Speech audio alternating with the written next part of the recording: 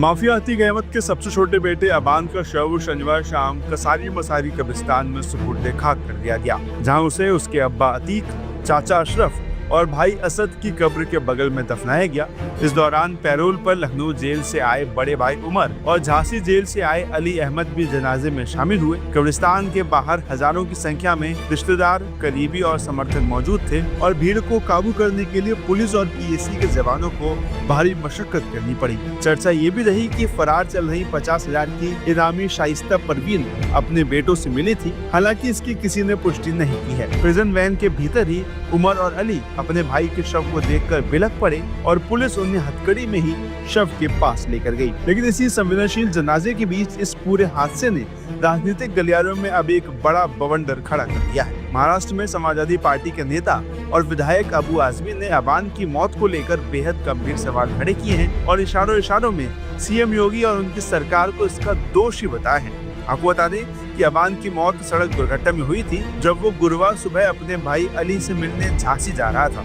तभी कानपुर झांसी राजमार्ग पर उसकी क्रेटा कार अनियंत्रित होकर डिवाइडर से टकरा गई, जिसमें अबान और उसके साथी सोनू की मौत हो गई थी। इस दुर्घटना पर सवाल उठाते हुए सपा नेता अबू आजमी ने कहा कि जिस परिस्थिति में ये घटना हुई है, उससे ये भरोसा नहीं होता कि मामले में पूरी तरह न्याय हो रहा है। घटना को लेकर अबू आजमी ने कहा कि कई स्वाभाविक सवाल खड़े होते हैं और अब तक सामने आए घटनाक्रम पर संदेह पैदा होता है।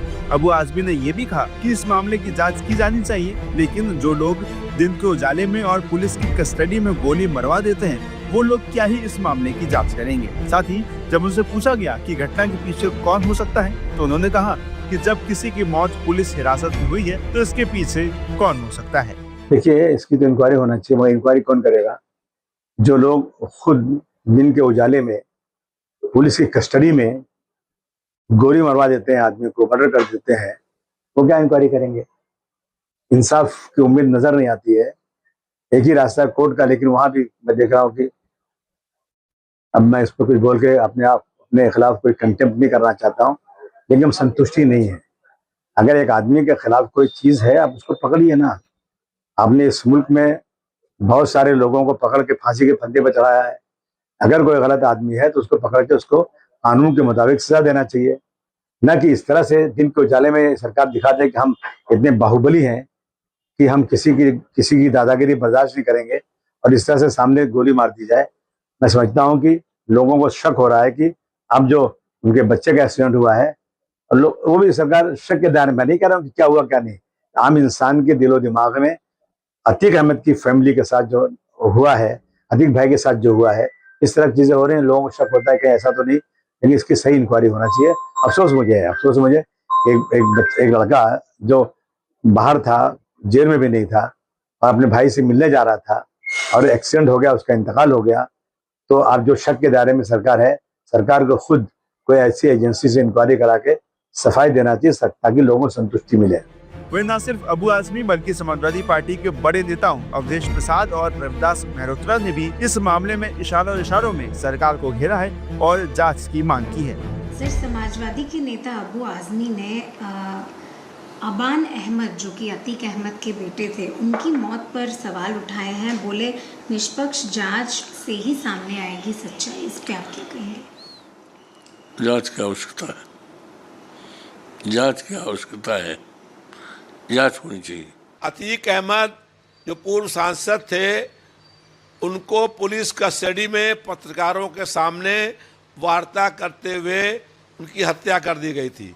अब उनके छोटे बेटे की दुर्घटना दिखा करके मृत्यु हो गई है और तमाम लोग ये आरोप लगा रहे हैं कि ये एक साजिश है।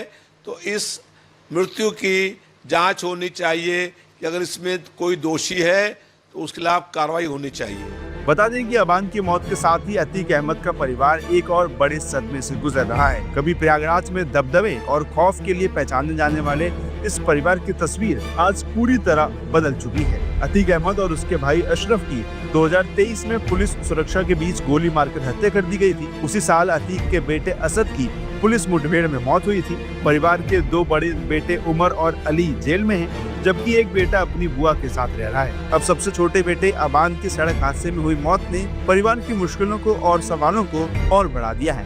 पुलिस इसे सड़क दुर्घटना बता रही है, जबकि समाजवादी पार्टी के नेता घटना की परिस्थितियों पर सवाल उठाते हुए निष्पक्ष जांच की मांग कर रहे हैं। ऐसे में अब इस हादसे की जांच और सामने आने वाले तथ्यों पर सबकी नजरें टिकी हैं। फिलहाल अबान की मौत ने अतीक अहमद के परिवार की उस कहानी में एक और दर्दनाक अध्याय जोड़ दिया है, जिसमें बीते कुछ वर्षों में एक के बाद एक मौत, जेल और बिखराव की तस्वीर सामने आती रही है। बता दें कि अबान की इस असमय मौत के साथ ही अतीक अहमद का वो साम्राज्य और परिवार जो कभी जुर्म और बल पर अपनी हुकूमत चलाता था, आज अपने ही किए गए कर्मों के चक्रव्यूह में पूरी तरह तबाह और बिखर चुका है। एक वक्त था जब इस परिवार के खौफ से पूरा इलाका कांपता था, कानून और व्यवस्था की धज्जियां उड़ाई जाती थी और अपनों पर जुल्म ढाने वाले की तूती बोलती थी। लेकिन आज वो हालात बिल्कुल पलट चुके हैं और वीरान हो चुके हैं।